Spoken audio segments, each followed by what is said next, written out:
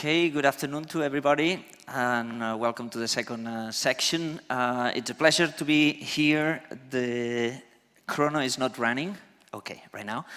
I'm going to talk about companies that thrive. First time I presented that, somebody, or right over there, make me notice that the P was looking the other way around, and that was part of the message. These companies are disruptive, and so it was a little bit disappointed to hear that. I hope by the end of the presentation nobody will be pointing this out. So I'll try to cover this, answering the questions I'm going to ask, because this kind of forum doesn't allow for that. So I'm going to try to make you participate, but I'm going to answer all my questions, right? So take a look at the following logos. I bet all of you recognize all these companies. For sure you do. With some of them you are interacting every single day. With others you haven't ever, and you will not. But you could be the perfect sales person for these companies. For instance, if I ask you what Rolls-Royce is selling, you will say a glamorous car or something like this, and you will get the right answer. The point is that how many of you have been driving a Rolls-Royce? None of you. Right? And that's the point about Rolls-Royce. They are sending across a clear value proposition that everybody has, and the rest of companies as well. So we are going to talk about what they have done in order to achieve such a remarkable knowledge in the business arena, and what we can learn out of them in order to apply in our own companies. So we're going to talk about what their secret is, and also what the strategies they are following. And as it has been presented before, we will end up presenting a tool that will allow us to figure out how to compete against others in our market, and hopefully to find some new business opportunities. So let's start. They follow, all of them, the three things in common. The first one is that they are offering a clear value proposition that they deploy by following a very well-structured strategy. This is the first point, and we will be talking mainly through this presentation about value propositions. The second point is that not only they promise something, but they deliver afterwards. And the idea behind is that you have to execute outstandingly. Only by doing this, customers will repeat, and by repetition, you will end up making money. And the third and more important thing is something that's on everybody's mind right now, is that keyword resilience, to start again and again, not only when they fail, which is something that you must do to wake up and redefine your own strategy and try again and again, as Pau said before, but also they are able to do that when they achieve success. So this is a key learning out of this presentation. So let's start focusing on what's a clear value proposition. As I said, you will be taking part of this. Look at this picture. I bet your eyes focus on the red apple. If not, well, this is hopefully of some help. It is clear, okay? Everybody can recognize when something is different, and this is a part of the story, to become different for the targets we are aiming for. So the idea behind this is something that it's well known by everybody in the business community, is you must create an uncontested market space. This has been stolen by me for this presentation, and it comes from the blue ocean strategy. I took the time to put the source right over there to avoid any conflict. But you know about this idea. This has been a blockbuster in the last years, and for sure we like this. But once we reach the end, we say, nice, but how? Because everybody is looking for its own blue ocean area, the uncontested space, not only companies, but also individuals. Look at myself. Last year, in the end of July, I tried to go somewhere on holidays. I pick up my internet browser, and I found that.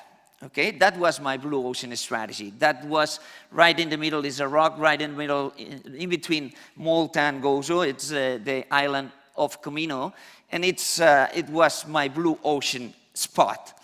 Guess what happened when I arrived there? everybody was waiting for me. And that's what happens with companies, that we seem to have the great idea, and when we implement it, everybody has arrived there. So these companies have done something different because they have achieved their own blue ocean space. So what we're gonna see right now is what they did following the 6 strategies they follow. I have this picture, which is a great picture because it's the only way you can count the 6 strategies with using all the fingers in your hand. So we're gonna follow each one of the 6 right now. The first one, I call it enrichment, and I'm gonna explain it later on a bit, is strategy number 1. It's the one that those companies that we call disruptive are following. And the message here is, who said we have already seen it all? They are companies that still surprise us.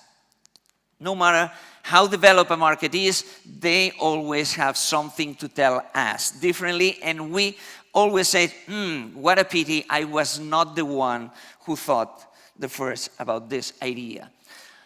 A second strategy some of these companies are following is it's aimed to focus on the essentials. They are offering low prices but not bad product. It's the typical strategy in which you decaffeinate the product solution. Strategy number 3, it's called raise the bar. And the idea is to improve the product solution or the service solution. Go up a level to keep the distances.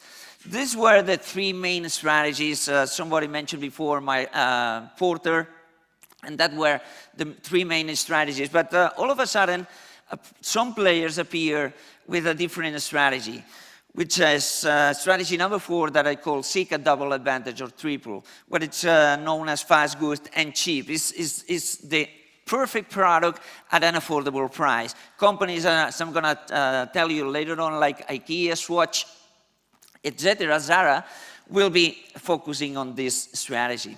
And all these 4 strategies are focused on standard products, standard solutions that the company decide and we end up buying. But there are a 5th strategy that says, let your customer drive your input, in which you prepare all the materials, all the resources, and you allow your customer to get into the kitchen and impact not only on the product, but on the process as well. And the last one, strategy number 6, says, just combine. Take the best one of the first 4 strategies and the best one out of the 5th one, and then combine. Finish per the customer taste. Let me just give you a taste of each one. Strategy number 1, enrichment. Who said we have already seen it all? They prepare extraordinary value propositions directed to non-customers that end up getting customers from the incumbent companies. Okay, how to do that? Look for the dormant niches that are ignored by the incumbent companies and just serve them. So the majority of companies are ignoring certain groups of people because they cannot afford for the price or because they are very annoying. And some of these companies, as they have nothing to do by entering in the main market, they focus on just those non-customers, and they prepare a perfect value proposition for them.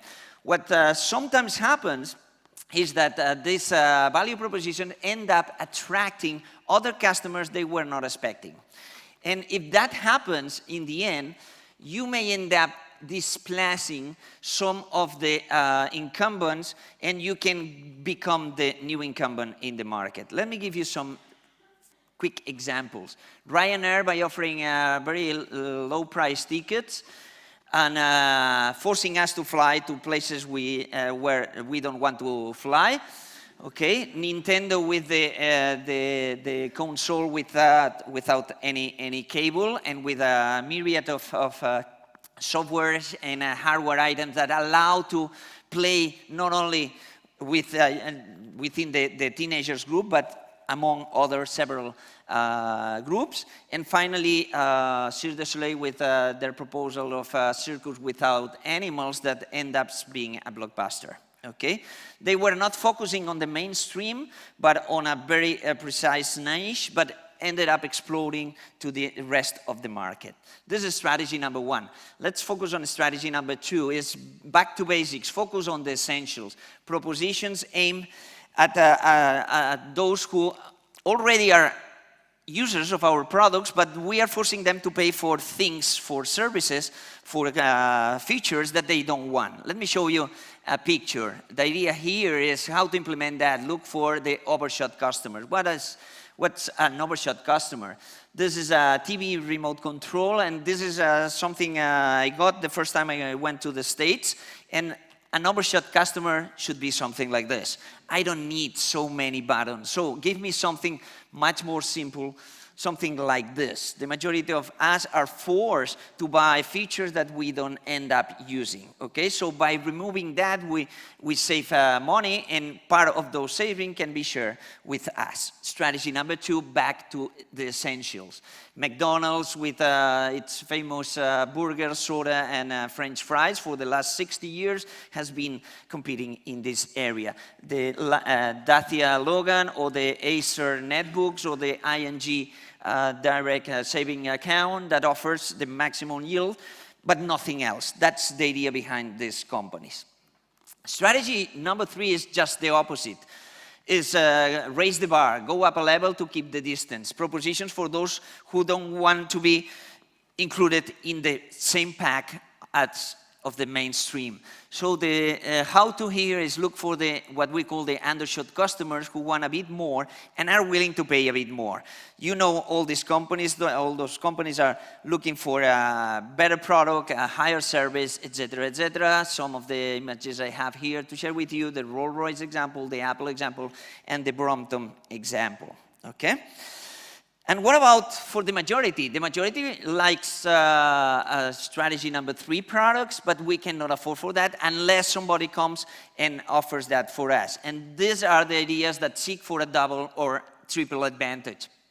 The how-to here is provide solutions at affordable prices, yet appealing. And these are the famous companies that have democratized some of the offerings right over there. We have IKEA that help us to increase our self-esteem by assembling tough products every weekend, okay?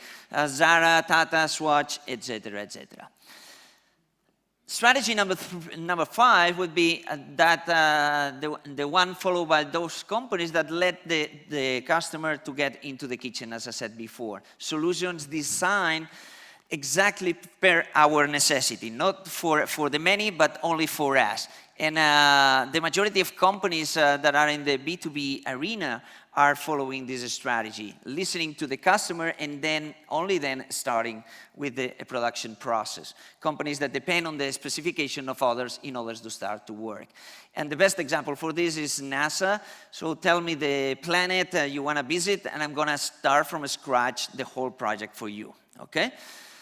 Finally, strategy number 6 that I call combine is finish per the customer taste. And basically here the solutions are 90% standard, but the final configuration is made under command, under your personalized demand. So customized solutions which allow us to incorporate that personal touch that it show ours. And here we have some examples, the Scion, Dell, even the ESADE flexible MBA is an example of this. And the best examples would be Starbucks. Come in and ask for the combination you want. We are sure we're gonna deliver that. So the idea behind this is that you may end up wondering what happened with my company, and your company hopefully is not laying behind. If you don't anticipate this movement, you may end up losing the position in the market you gained in the past. So finally, and this is the last minute, the chart has one single purpose, is to help to understand how competitors are moving around and to highlight opportunities and to understand that successes were built, generally speaking, on breakthrough ideas.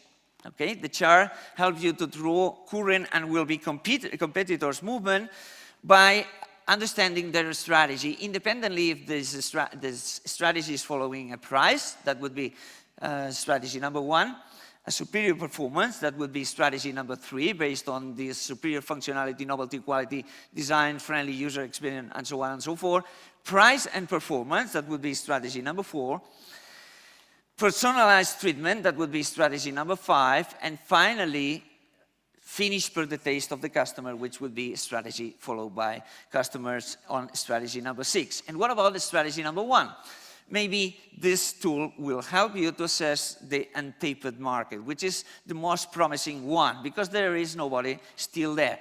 And put yourself on the shoes of these unorthodox players that are following strategy number 1, those who break the patterns in the market. So, the last word coming from me is, do you dare to play? And that's all from my side. Thank you very much indeed.